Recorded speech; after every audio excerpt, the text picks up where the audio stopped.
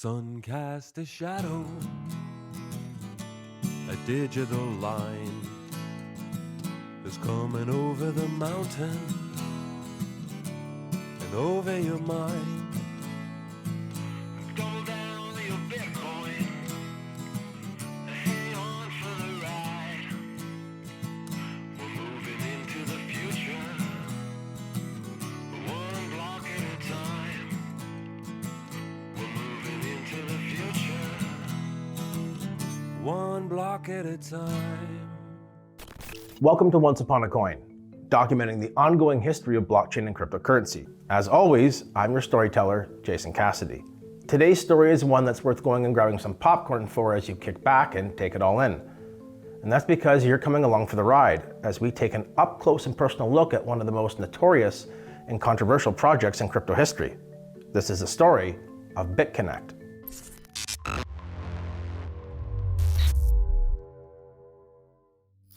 Not much is known about Bitconnect's early days, but what we do know is that a British man by the name of Ken Fitzsimmons incorporated the company and owned about 75% of it early on. Interestingly enough, Ken was never listed on the website or publicly associated with Bitconnect, and that's because that privilege was reserved for the other owner, Satish Kumbhani. And this will become an important nuance later on in our story. Let's go into some details here and establish the backstory so that we know exactly what Bitconnect is. Launched in February of 2016, Bitconnect marketed itself as a lending platform that had their own proof-of-stake blockchain and cryptocurrency, the latter being called Bitconnect Coin, or BCC. The idea being that new users would sign up on the platform and deposit their precious Bitcoin with Bitconnect, which would then be converted into Bitconnect Coin. Users could then choose from a number of different tiers to invest the Bitconnect Coin into. The longer the lockup period and the more money invested, the larger the eventual payout. These payouts could be achieved thanks to the company's proprietary trading bot, which would be busy working away generating all these lofty returns. Bitconnect was offering up to 40% a month in interest on their top-tier investment options, and this is a number that would get anyone's attention. Taking a closer look at Bitconnect reveals that they were clearly looking for a certain type of customer, holders of Bitcoin that were looking for an easy-to-understand way of making consistently high returns without having to put a lot of thought into how it was all happening in the background. Bitconnect touted themselves as a one-stop shop for people who are new to cryptocurrency. You could invest your money with them and make a killing, store your money with them using their wallet service, and you could even get your social fix as they were dedicated to crafting the largest Bitcoin social network in the world. This would be a safe place to start your crypto adventure, and from there you could slowly branch out as you got the hang of things. This line of messaging worked well for Bitconnect, and it hit home with a lot of people that were just getting started out in cryptocurrency. And to be honest, a lot of the crypto platforms today still aren't all that user-friendly. You often have to possess a little bit of knowledge to make use of the coolest applications. And this is even more so the case back in 2016 when the industry was still relatively young. Okay, so now that we have a firm understanding of what Bitconnect is, let's get back to the main course. The rest of 2016 saw the platform in beta as they prepared for their ICO, which ran for a total of 46 days from November to the end of December. The sale netted them just over $400,000, enough to carry operations forward, leaving beta and moving towards a full production launch in 2017.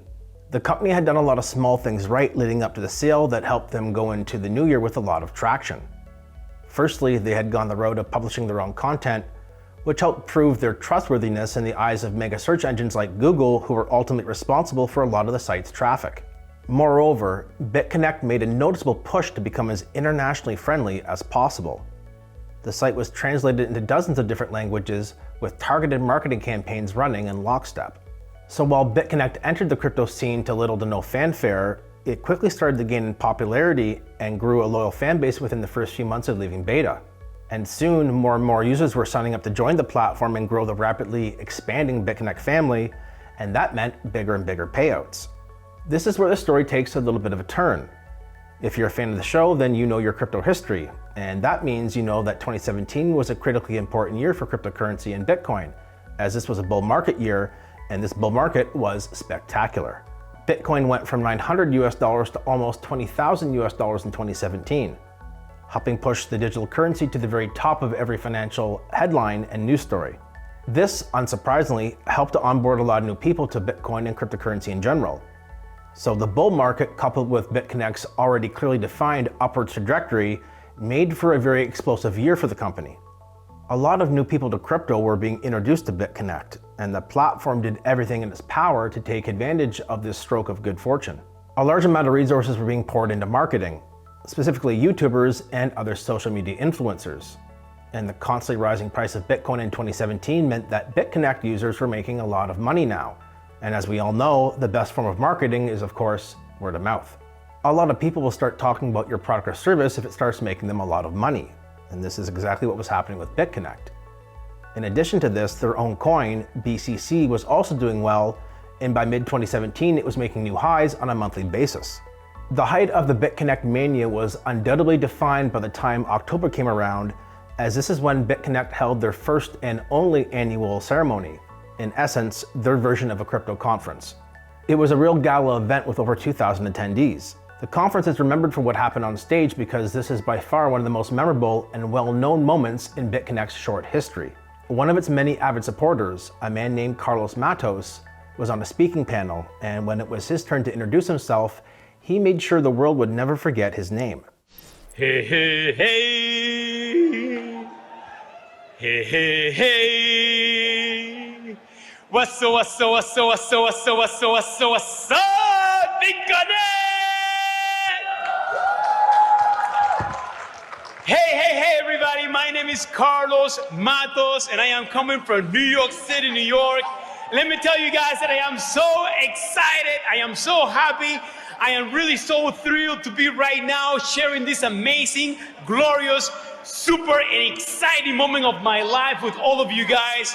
It's hard to fault Carlos here, as he truly did believe every word he was saying as a loyal supporter.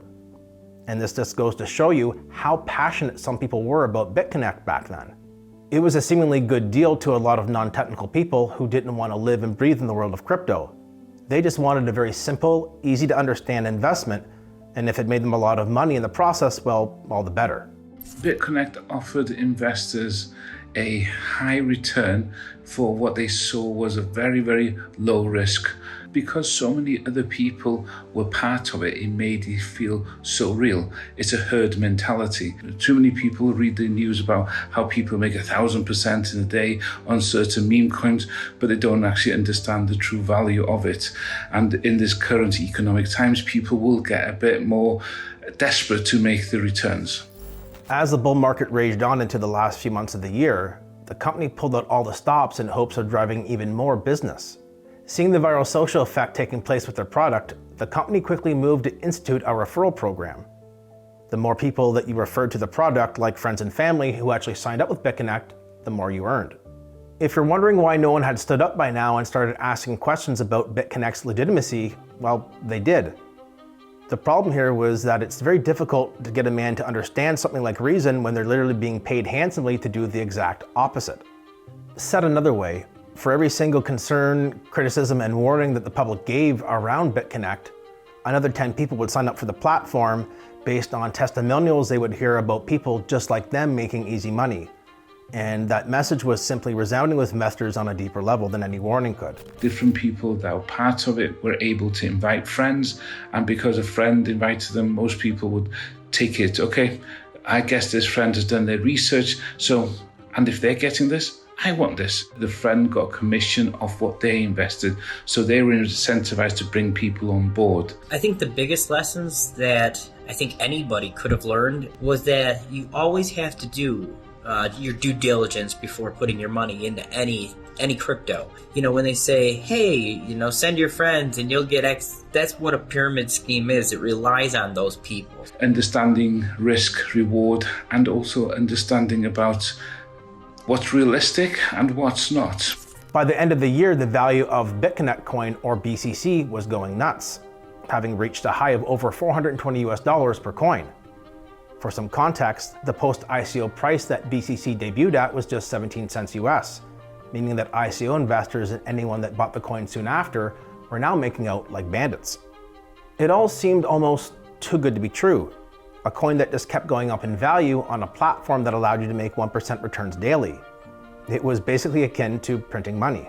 Well, as everyone that was associated with Bitconnect was about to find out, if something looks like it's too good to be true, it probably is. On December 17th, Bitcoin and the rest of the crypto market peaked. This was the very apex of the bull market, and from here, there was plenty of room to go back down. The collapsing price of all crypto assets greatly hurt projects like Bitconnect that didn't have any fundamentals behind their coin or platform. And this meant that when ships like this took on water, they sank right to the bottom of the ocean. Almost a month later, on January 16th, 2018, Bitconnect's demise became apparent when they announced they'd be shutting down their exchange and lending platforms just a few days later, on January 21st. The news shocked people, and coupled with the already very real fear from the ending of the bull market, investors began selling off Bitconnect coin in rapid succession. A stampede quickly formed to get out of Bitconnect, with the coin's price opening the day at $255 but finishing the day at a devastatingly low price of just $19.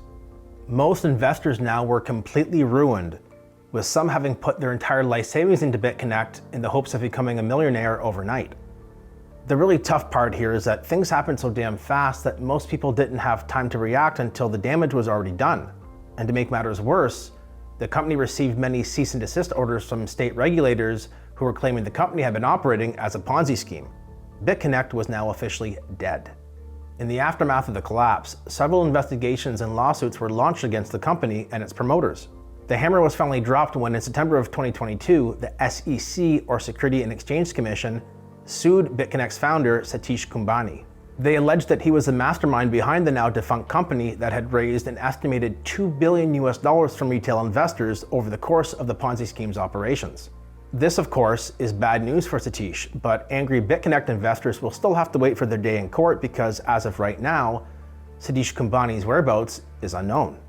You can't expect the government or regulators to look after individuals all the time.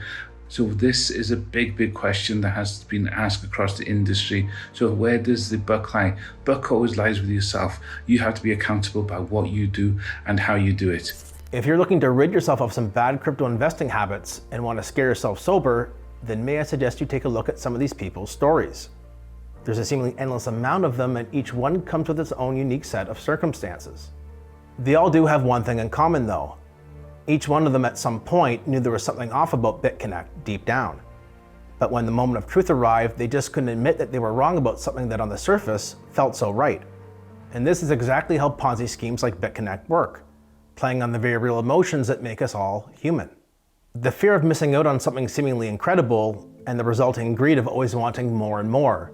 And when more finally does come, it never being quite enough. Companies like Bitconnect are experts at creating just the right environment and inducing just the right emotions to go ahead and take advantage of this dynamic. If nothing else, Bitconnect serves as a cautionary tale that the grass isn't always greener on the other side. High reward assets often come with high risk.